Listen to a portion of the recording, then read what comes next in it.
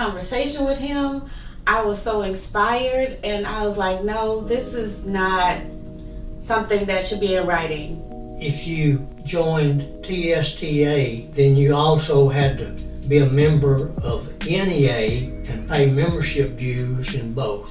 You are truly inspirational, and just all this wealth of knowledge that you have, and all these, you remember all these dates. Yeah. Well, I try to.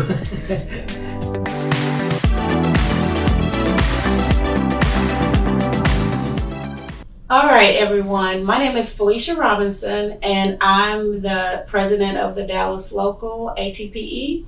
And I'm here today with Floyd Trimble, and we're just going to have a conversation and just hear from Floyd, because I called him on the phone just to get some background information about ATPE, our state and region. And after having that conversation with him, I was so inspired, and I was like, no, this is not something that should be in writing. This needs to be live for everybody to hear from him, all the wisdom, all the knowledge that he has, and just how strong and influential of a man he is. So let's just have a little conversation with Floyd. Like, can you just tell us a little bit about yourself, you and your family? Well, I was an employee of Dallas ISD for 33 years. I was taught in the classroom for 15 years. Then I was in administration with Dallas ISD for 18 years. I retired in 1994 from DISD, but I still stay active in the organizations, and I still stay in contact with a lot of the administrators and teachers that I taught with. So, and I try to stay active doing something not only in organizations but within my church. I feel like, the more I stay active and busy, the better off I'll be. During the fairs, I go to work about 2 or 3 weeks before the fair begins, get things ready, and I've been managers for the Pan Am Arena, and for the past 2 years I've been manager of the Coliseum for the State Fair of Texas. Did you say you still work for the State Fair of Texas? Yes, ma'am. Can you tell us a little bit about ATPE history before it was actually ATPE? Well, back in the early or mid 1970s, the Texas State Teachers Association merged and went with the National Education Association, NEA, back then. In fact, all of us members voted that merger down, but who that was, all I do not know. But they came back a year later behind everybody's back and voted in. So that meant if you joined TSTA, then you also had to be a member of NEA and pay membership dues in both. So there was a group here in the Dallas area, and there was teachers, principals, and whatever in DISD, Mesquite ISD, Irvin ISD, and all over, got together, a few of them, and they organized here in the Dallas area what's called Association of Texas Educators, ATE. Well, at the same time, in the Houston area, Texas Professional Educators, TPE, organized. And both ATE and TPE had about the same philosophies and goals and everything. Well, there was 2 organizations in Texas then now with about the same goals and everything. But Judy Coyle, who was in the Irvin ISD, and you might have heard Judy Coyle's name at these conventions, mentioned, whatever. I served as the 5th president of ATE. That was in the year 1979-80 year that I was president of ATE. Well, I took office on June the 1st, 1979, and on June the 7th, I believe it was, I called the President Fred Wiesner of TPE in Houston, and we agreed I'd have all of my officers of ATE, and Fred would bring his officers of TPE, and we met at the ATE office here in Dallas, talked about all of the goals of each organization and everything. We found out they were practically the same. So at this first meeting of the ATE and TPE officers, we agreed that I and Fred would get in touch with an attorney's office in Austin, Texas, to help us get organized, and with the possibility down the road, put everything together and maybe consolidate ATE and TPE to eventually make ATPE. Start meeting at 9 a.m. on Saturday morning. We'd go all day long and sometimes to the wee hours of the night on Saturday night.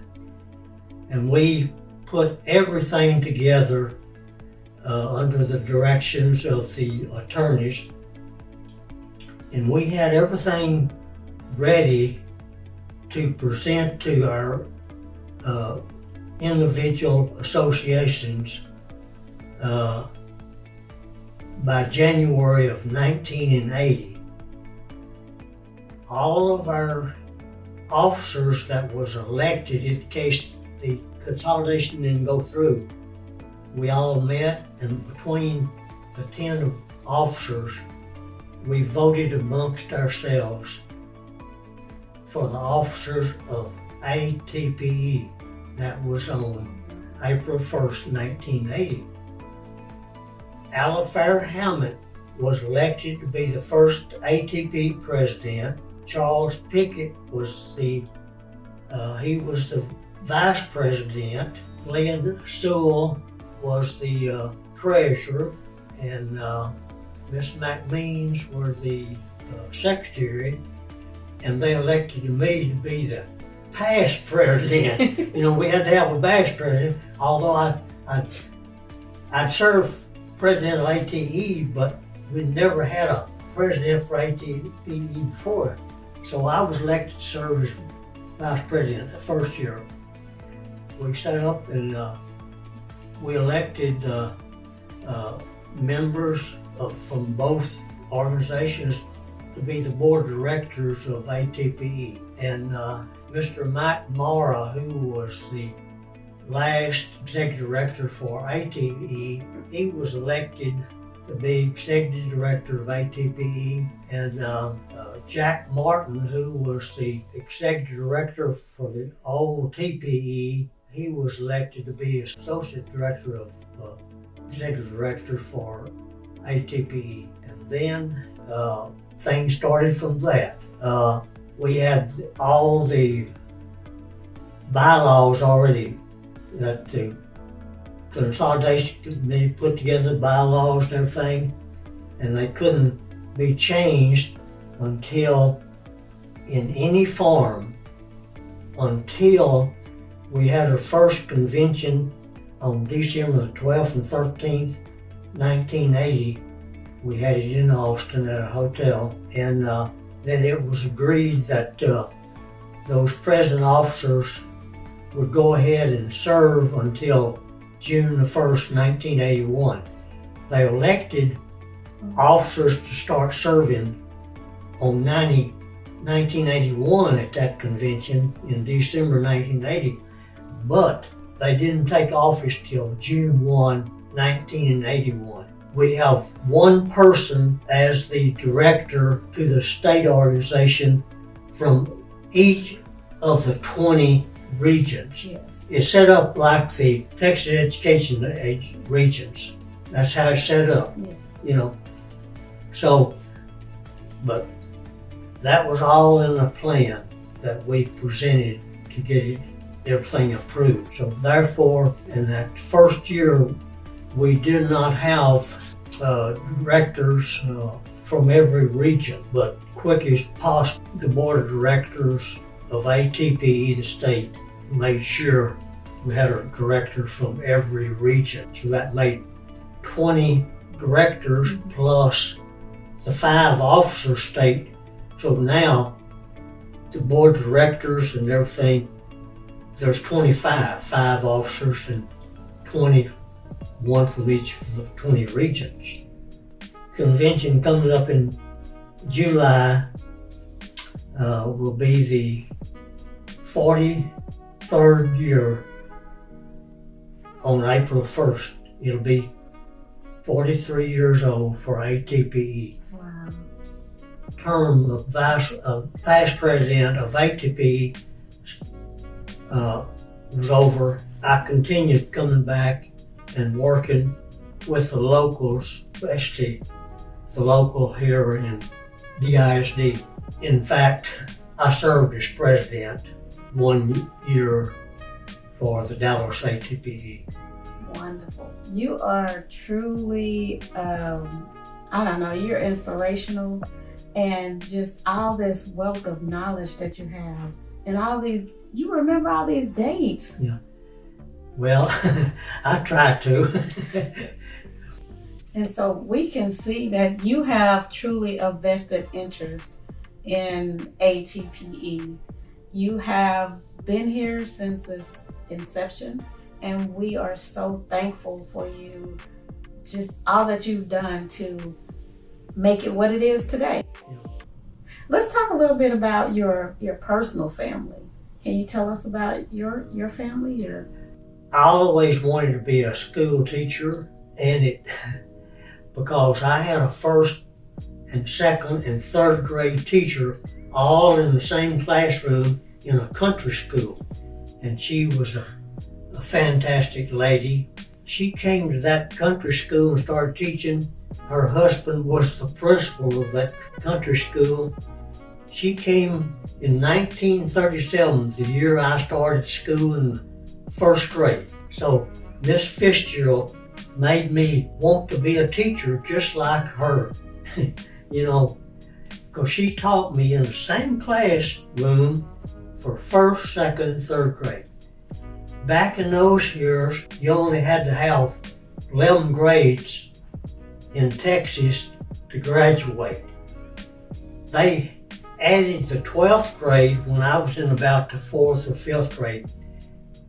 We actually, by number grade, we skipped a grade, till everything got straightened out.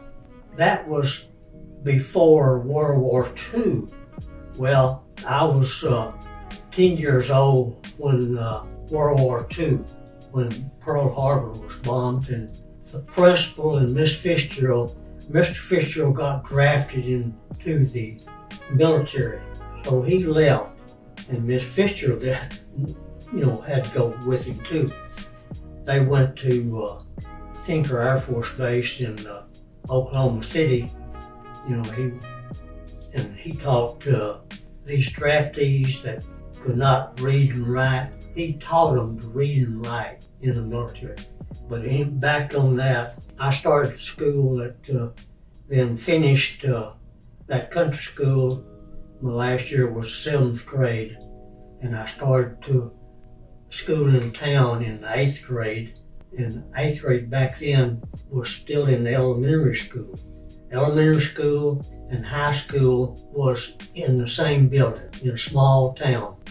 Anyway, I went all through that and worked.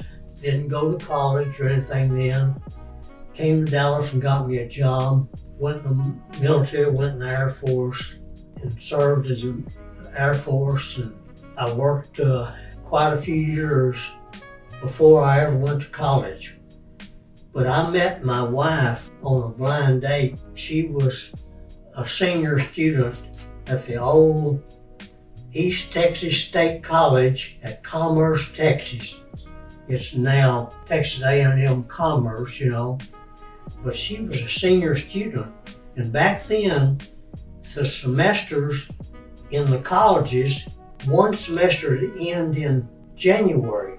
It started in the fall, then end in January. Then the new semester would start the last few days in January. In 1954, when I met my wife on a blind date, July 3rd to be exact, she was at the end of January, after we got married in November 25th, 1954, she had to go ahead and stay in school till January from November.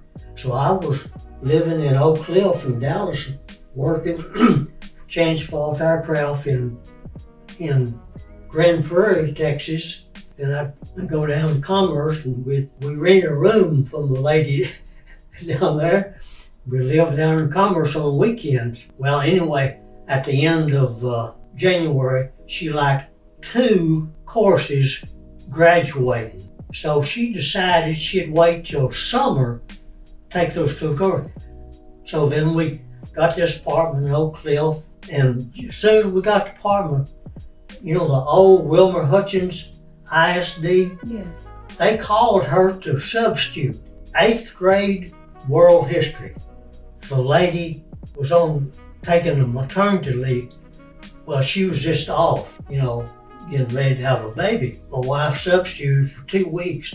Then that lady decided not to come back. So my wife, they hired her to teach 8th grade world history for the remainder of that whole semester. All that spring semester of 1955, we knew someday we wanted to buy a house of our own, but we didn't know where, and we kept looking around and everything. Finally, we bought a new house in Farmers Branch, Texas over here, and we moved there on March 7th, 1956. Well, she didn't teach anywhere in the year 55 and 56, but Nancy started teaching in Irving in the fall of 1956. She started teaching 1st grade in a brand new building, and she taught there for, I believe, 5.5 years, and she took a leave of absence, and we had 2 children, and she was only out of school a year and a half to have 2 children. And our first one was born in 1962 in April. The second child was born May 28th, 1963. Well, she went back to teaching in the fall of 1963, but she had to go and teach 2 years in an old building. But then the principal of her old school where she left had opened. She went back to her 2nd grade job in the school where she started teaching in 56. And she taught in Irving 53 years there before she retired. I continued working at Chance Falls Aircraft. I helped build airplanes, missiles, and so forth for Chance Falls Aircraft. But as I said in the beginning, that I always wanted to be a teacher. I just made up my mind. I resigned from my job, went to North Texas, talked to them up there. I enrolled in January of 1959. I went to year-round summers and all, and I graduated the BS degree in 1961 in August. I did my student teaching at E.H. Carey Junior High School, and they hired me then to be a full-time teacher in the fall of 1961. I taught 1 year and then went to work on my master's degree, and I got my master's degree in 1964, and I continued teaching at E.H. Carey Junior High School till 1976. And that's when they moved me down to that school administration building. And I said before, I worked as supervisor. They called it specialist at that time, but over the 18 years, at various times, I was supervising 2 and 3 subject areas at the same time. I supervised over the period of time, I supervised industrial art teachers and programs. I wrote curriculum guides for the various programs for the district, and I supervised occupational investigation, occupational exploration courses. I supervised the adult apprenticeship training programs, which was adult apprenticeship, painters, iron workers, painters, you name it. I had it all, did all the paperwork and all that. And then they asked me to start a travel and tourism program in 4 high schools, and I got all the teachers. We sent them to training on that. We put on a guide together and we started teaching that. We taught 11th and 12th grade students that would be working on the front desk in hotels, working for airline companies on reservation desks, whatever, and all the occupations that concerned those type of employments. But then I retired in 1994. I started working for the State Fair of Texas then, in the fair of 1996. I worked a while right after I did for the Chamber of Commerce for Dallas in their office. I just didn't care for that. Wasn't enough action on that. So that's when I quit that job and went to work for the State Fair. How I got started with the State Fair is that, our vocational programs, it was required by the Texas Education Agency that you had to have an advisory committee for each of the vocational programs. I had an advisory committee for that Travel and Tourism Academy program that we set up, and Mr. Earl McCoy, who was the president of the State Fair of Texas, he was one of them, was on my advisory committee for that. I notified Mr. McCoy about a job for the State Fair. I was going to be willing to volunteer my time working for the State Fair. So I notified Mr. McCoy. He said, well, come on down. And he turned it over to his senior vice president over operations at State Fair, and they put me to work. Been there ever since. Wonderful, wonderful. Now, you have told us all of your history and how busy you have been over all this time. When you're not at the State Fair, what kind of things do you get into? What kind of hobbies do you have? Well, as I take care of my yard, my mowing and everything like that, with the exception of the time that I work at the fair. I have a person that takes care of my yard when I'm down there working. So when you're not working at the fair, you're the person taking care of your beautiful lawn? Yes, ma'am. Oh, wow. I've also, just in the last couple, 3 years, I've been involved heavily with my church. Nancy and I help organize our church and begin it. We've met as a congregation the first time on the first Sunday in January of 1957. So I'm a charter member of my church. It's the United Methodist Church of Farmers Branch. And I have just recently wrote the history of our church. Then I'm still involved. She's a professional writer, and she's taken, and now we're breaking that history down in segments. We're working on that right now to put that together. But do that, and like I say, I stay in contact with all my children. I have 2 daughters. One lives, and her husband lives in McKinney. I have another daughter, and her husband lives in Edmond, Oklahoma. I have 4 grandchildren, got a grandson making an Air Force career. I have his sister. She works for a nonprofit in Oklahoma City and lives in Guthrie, Oklahoma. My daughter's daughter that lives in McKinney. She's a first grade teacher in Prosper ISD. It's her 12th year to teach. My last and youngest grandson, he works for National Furniture Mart in the colony. He's been with them many years. So they're all grown, all of them's married, except my youngest grandson. He'll be 30 years old, 6th of April. He's still single. And my wife passed away in April of 2015 with pancreatic cancer. But other than those things, I kind of stay busy doing something all the time. Sounds like you stay really busy. I still keep my house, but sometimes I threaten, well, I've got to hire somebody to clean my house and everything for me, but I haven't done it yet. Most everything's kind of still in place when my wife was still living. But my wife was very active in all of her organizations. She served 2 terms with the Daughters of American Revolution as regent president for her regent. We made, when she was a regent delegate to the National DAR to Washington, D.C., we drove to Washington, D.C. 7 summers straight to the conventions there.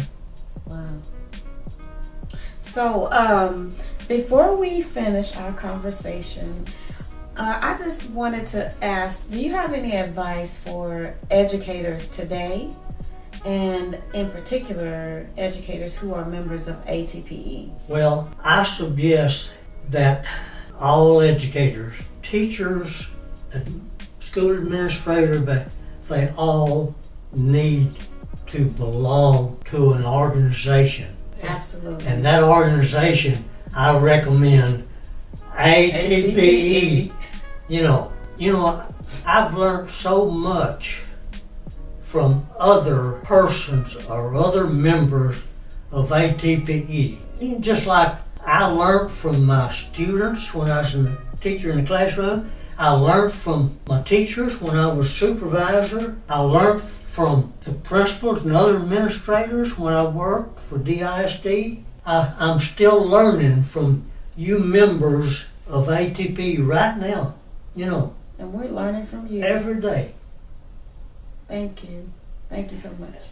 So I highly recommend that everyone that needs to belong to an organization, and I'm so thankful and grateful for all of you that are members of ATPE. Yes, sir. Now, you have a big day coming up, right?